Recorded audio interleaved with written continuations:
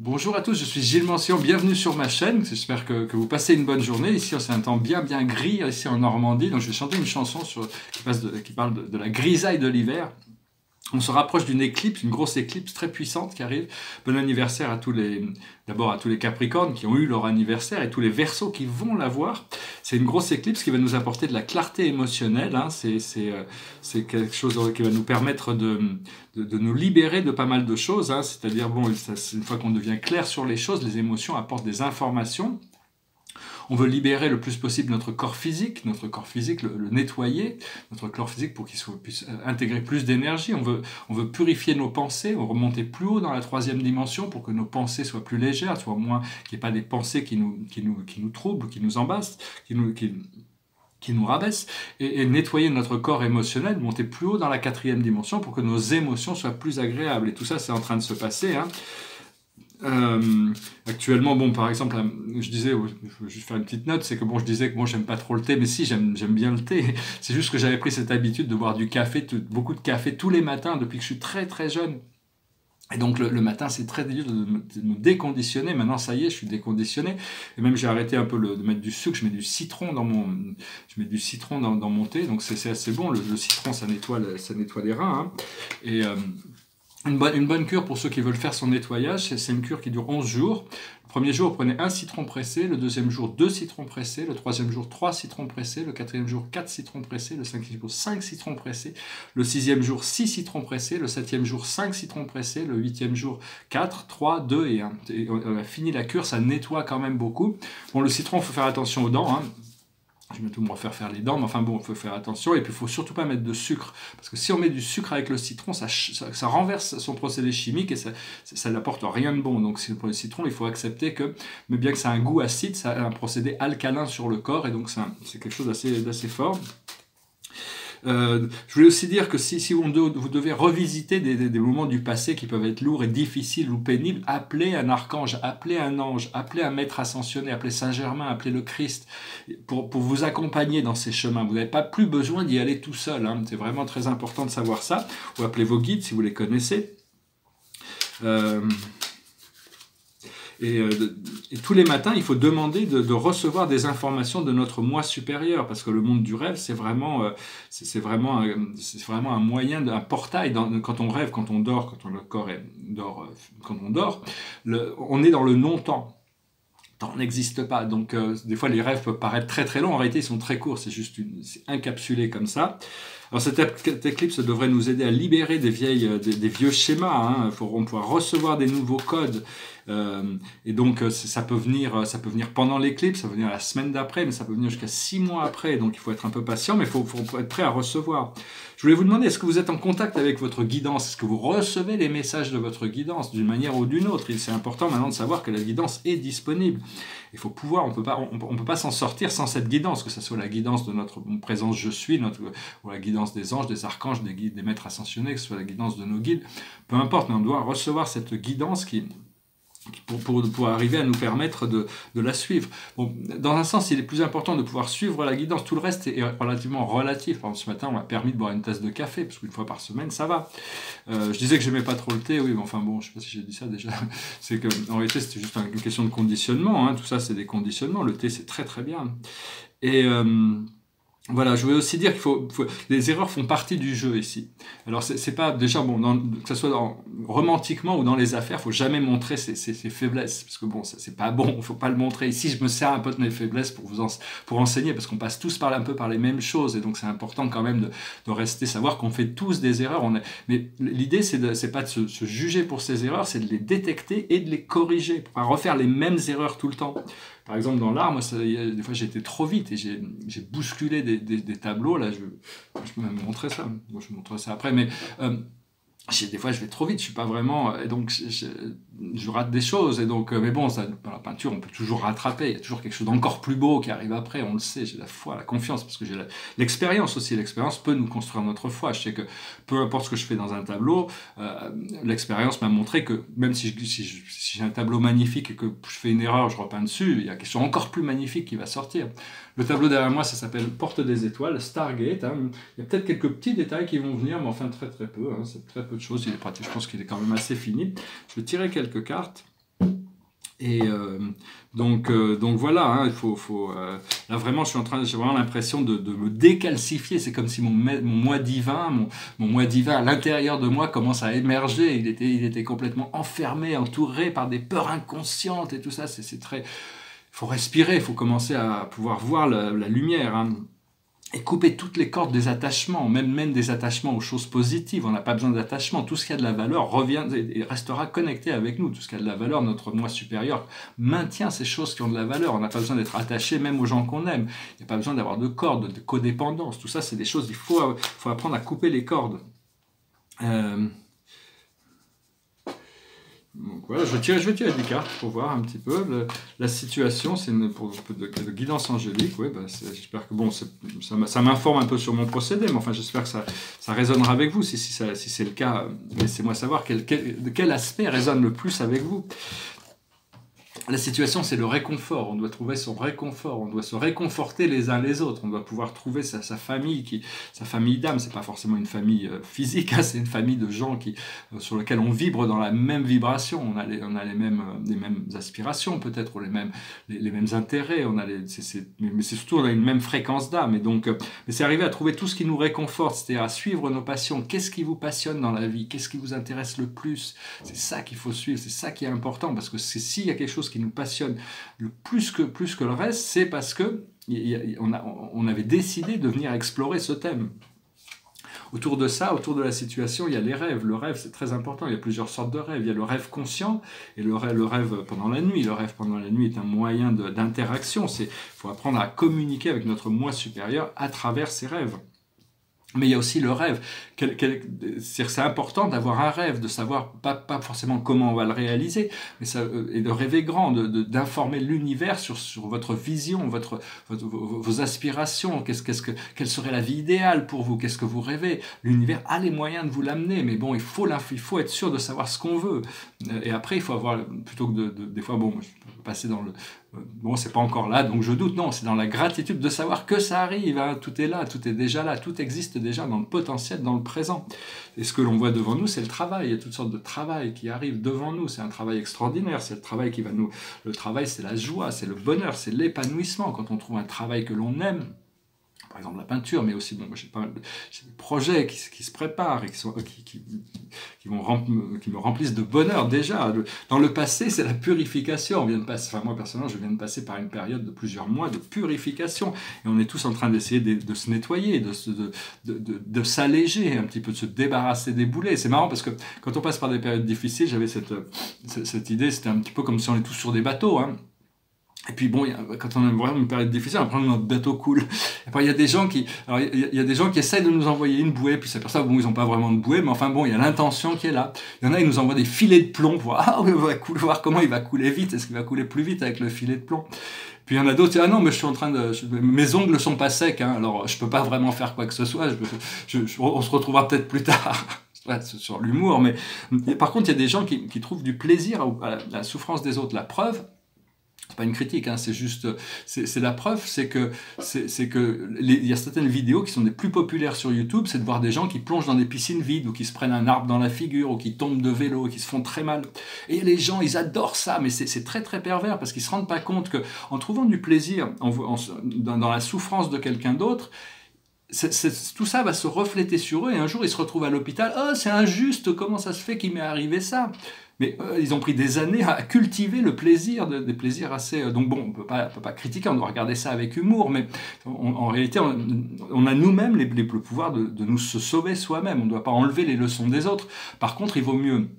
Ce qui a sauvé l'humanité avant, parce qu'on devait partir dans une apocalypse, hein, enfin une apocalypse, on devait partir dans une autodestruction nucléaire avec le Nostradamus, tout ça, mais ce qui a sauvé l'humanité, c'est la convergence harmonique et la compassion, l'homme qui a le pouvoir d'avoir de la compassion pour ceux qui souffrent, et ça l'univers a pris note de ça, et c'est grâce à cet amour, cette compassion, de pouvoir avoir l'empathie, de vouloir aider quelqu'un qui est dans la difficulté, c'est ça qui a sauvé l'humanité quand même, hein, c'est un niveau collectif. Donc bon, tout le monde n'a pas la présence du bien et du mal. Il y a des gens qui sont le mal est beaucoup plus dominant que le bien, et puis d'autres qui le bien est dominant sur le mal. Donc c'est pas une question de jugement, c'est juste des observations, hein.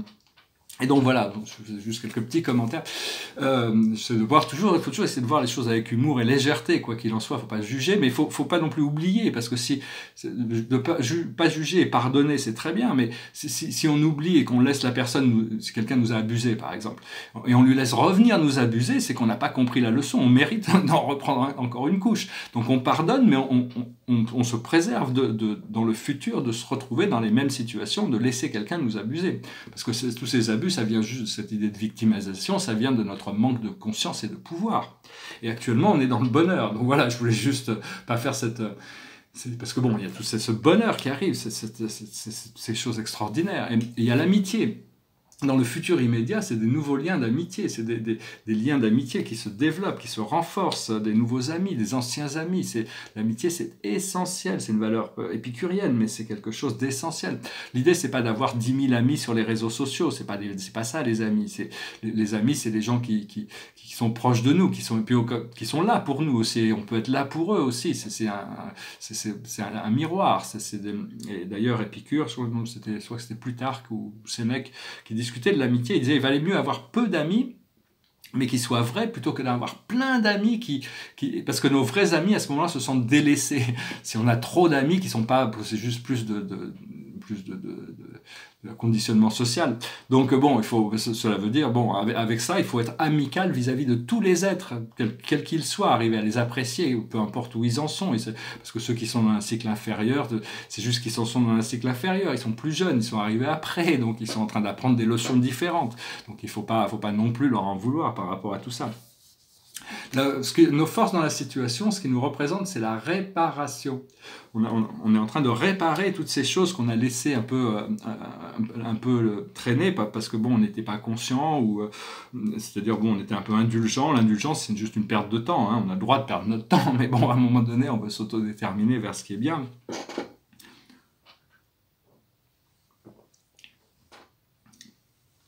Wow, les 3 citrons pressés dans mon thé, là. C'est violent.